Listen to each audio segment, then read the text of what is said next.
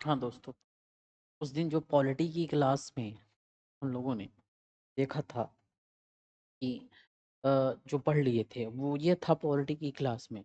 Polity की class में जो हम लोगों ने पढ़ लिया क्या था सर, पॉलिटी देखें तो हम लोगों ने जो पढ़ लिया था पॉलिटी की क्लास में से संबंधित बातें करेंगे।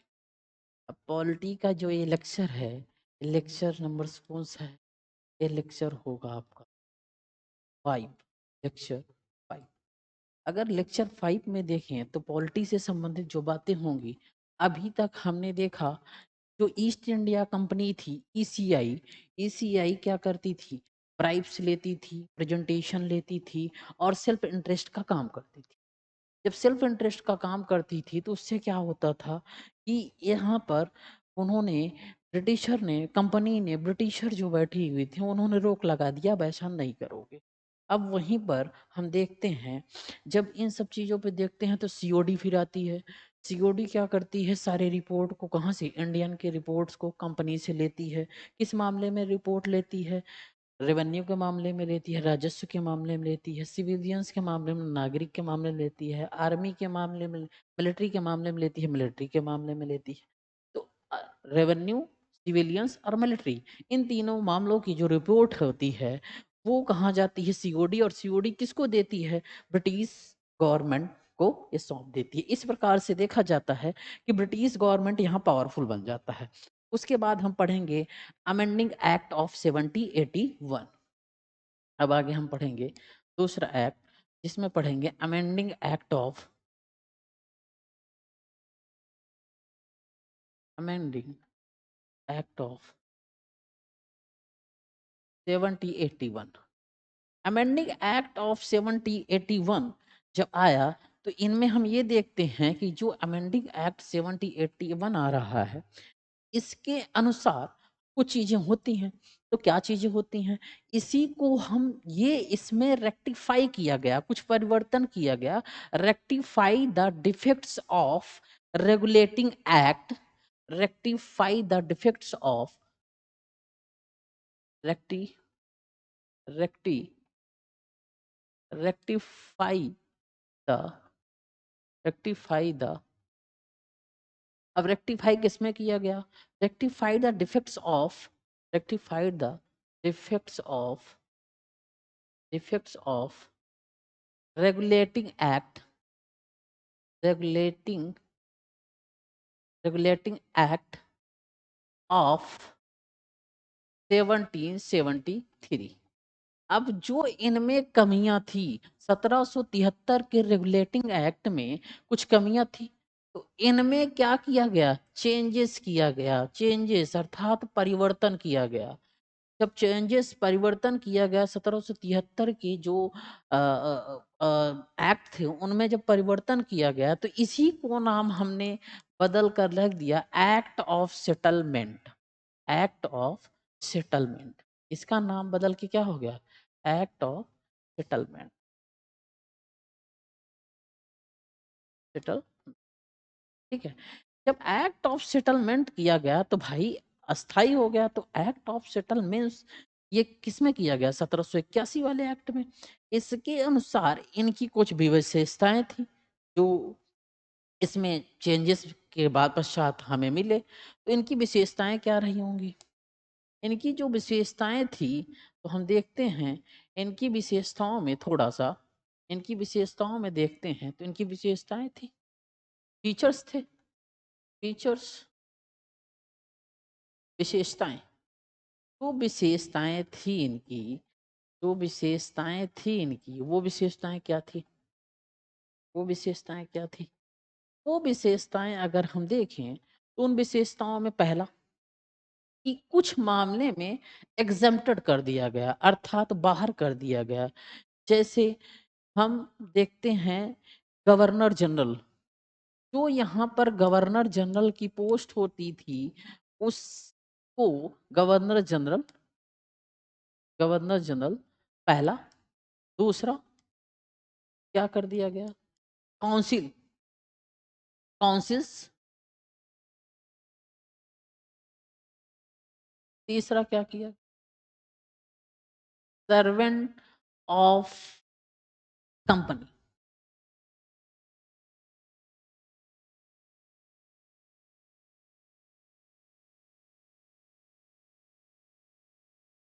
गवर्नर जनरल, परिषद, कंपनी के नौकर, ये जो काम कर रहे थे, इनको जो है जो एग्जम्प्टेड कर दिया गया। कहां से एग्जम्प्टेड कर दिया गया? सुप्रीम कोर्ट के न्याय अधिकार से। इन सब को क्या किया गया? सुप्रीम कोर्ट का जो न्याय अधिकार था वहां से एग्जम्प्टेड कर दिया गया। तो एग्जम्प्टेड कर दिया गया अर्थात सुप्रीम कोर्ट का जो जूरिसडिक्शन था, उस जूरिसडिक्शन से, न्याय अधिकार से इनको बाहर कर दिया गया। तो अर्थात अब जो भी सुप्रीम कोर्ट काम करेगी उसका प्रभाव इन तीनों को नहीं पड़ेगा, गवर्नर जनरल, परिषद और सर्वेंट ऑफ कंपनी, कंपनी के नौकरों को नहीं पड़ेगा। अच्छा, यहाँ से सुप्रीम कोर्ट की पावर कम होना स्टार्ट होना भी शुरू हो गई थी। वहीं पर देखते हैं कि सुप्रीम एक्सक्लूडेड मीन्स अब जो ये इनका एक क्राइटेरिया बना हुआ है, इस क्राइटेरिया से बाहर रहेंगे। कौन बाहर रहेंगे? गवर्नर जनरल, परिषद और कंपनी के नौकर। लेकिन कुछ मामले में कुछ लोगों को इसमें एक्सक्लूडेड किया गया। इस इनको क्या किया गया? इनको क्या किया गया था? Excluded, exempted.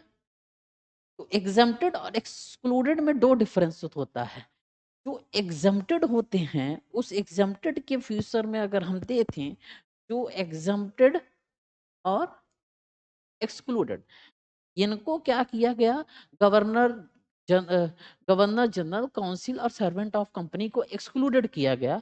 लेकिन वहीं पर हम दूसरा वे देखें तो कुछ मामलों में जो हमारे जैसे प्राइवेट ट्रेड जो होते थे, सॉरी, जो कुछ मामले में हम देखते हैं कि जो हमारे रेवेन्यू के हैं, रेवेन्यू रेवेन्यू कलेक्शन करना, मतलब राजस्व का कलेक्शन करना, राजस्व के मैटर को देखना, ये जो हमारे रेवेन्यू से संबंधित दो चीजें थी। पहला revenue revenue revenue collection, revenue collection, revenue collection मतलब राजस्व संग्रह, राजस्व संग्रह, राजस्व संग्रह। ठीक है, राजस्व संग्रह होगा तो रेवेन्यू मैटर्स भी होगा। रेवेन्यू के मामले, रेवेन्यू के मामले, रेवेन्यू के मामले, रेवेन्यू, रेवेन्यू मैटर्स, रेवेन्यू के मैटर्स, इन दोनों के संबंध में, इन दोनों को क्या किया गया? इन दोनों को हम सुप्रीम कोर्ट के जूरिसडिक्शन से एक्सक्लूडेड किया गया। एक्सक्लूडेड अर्थात जो सुप्रीम कोर्ट होगी, इनको कभी भी प्रॉब्लम आने पर इन पर जो प्रभाव डाल पाएगी वो एग्जम्प्टेड वाले पे नहीं डाल पाएगी। तो अर्थात एग्जम्प्टेड वाला, तो एग्जम्प्टेड जो है, एग्जम्प्टेड गवर्नर जनरल, परिषद और कंपनी के नौकर ज्यादा शक्तिशाली हैं किसके? राजस्व संग्रह और राजस्व के मामले में जो अफेयर कर सकती है सुप्रीम कोर्ट। तो सुप्रीम कोर्ट जितना प्रभाव डाल पाएगी रेवेन्यू मैटर्स और रेवेन्यू कलेक्शन पर, उतना प्रभाव नहीं डाल सकती गवर्नर जनरल, काउंसिल्स और उसके साथ साथ सर्वेंट ऑफ कंपनी। क्लियर? जब इतना हम समझ लेते हैं तो दूसरा हम देखते हैं कि अब और आगे क्या होता है। अब और आगे क्या होता है? अब आगे हम देखते हैं कि इन प्रक्रियाओं में आगे की लाइनें जो हमें समझ में आती हैं कि जो सुप्रीम कोर्ट है, सुप्रीम कोर्ट का पहला लाइन हमने देख लिया। दूसरा हम जी चलते हैं कि अब यहाँ पे जो हमारे पास सुप्रीम कोर्ट थी, सुप्रीम कोर्ट, सुप्रीम कोर्ट का पावर अब जो है लिमिट होने लगा, सीमित होने लगा। अच्छा, लिमिट होने लगा तो कहाँ लिमिट होने लगा? लिमिट होने लगा कि जो आपके यहाँ पर स्थित, यहाँ पर आपके यहाँ पर यहाँ पर स्थित, यहाँ पर स्थित मतलब, यहाँ पर स्थित मतलब ये, यहाँ पर स्थित मतलब ये कलकत्ता, जो कलकत्ता वाला एरिया था, कलकत्ता वाला जो एरिया था, इस एरिया के लोगों के लिए यह कानून बन गया, इनहेबिटेंस ऑफ कलकत्ता। यहाँ पे क्या हुआ, इनहेबिटेंस ऑफ कलकत्ता, तो मतलब overall the inhabitants of Calcutta, overall the, over overall the inhabitants inhabitants of Calcutta, Calcutta, इसका मतलब जो कलकत्ता के रहने वाले लोग थे, अब इस इनका जो न्याय अधिकार कलकत्ता के लोगों तक सीमित हो गया और दूसरे लोगों पर समाप्त हो गया। अब इसी पर ये अपने न्याय की बातें सुना सकते थे। ठीक है, जब ये न्याय की बातें इसी पर सुना सकते थे तो इन्होंने एक काम और किया। चलो इनका, तो इन्होंने दूसरा जो काम किया सुप्रीम कोर्ट ने, इन्होंने सेपरेशन ले आ दिया। सेपरेशन मतलब क्या, एडमिनिस्ट्रेशन जो पर्सनल लॉ है, इन्होंने सबके लिए एक पर्सनल लॉ ले आ दिया, अर्थात administer the personal law of defendant.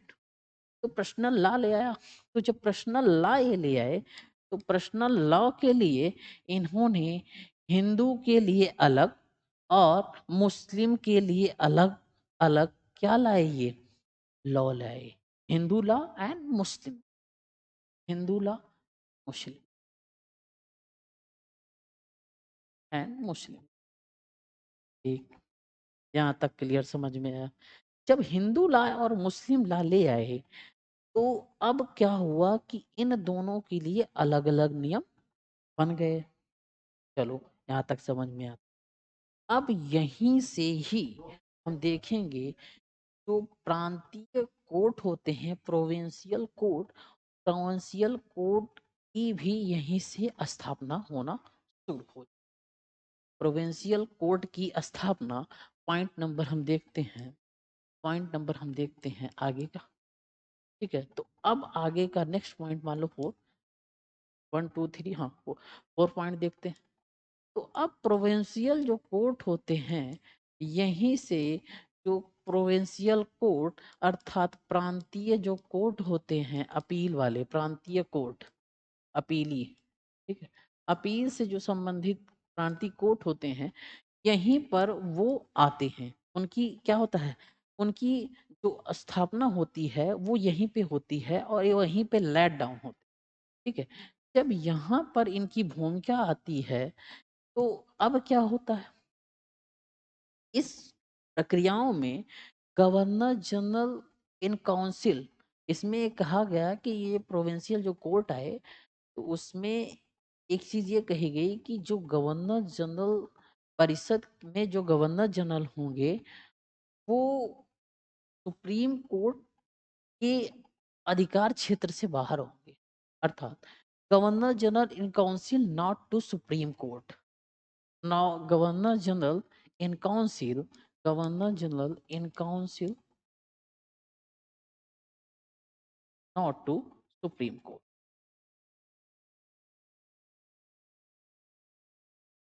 Supreme Court, हाँ हाँ, सुप्रीम कोर्ट कह दिया गया।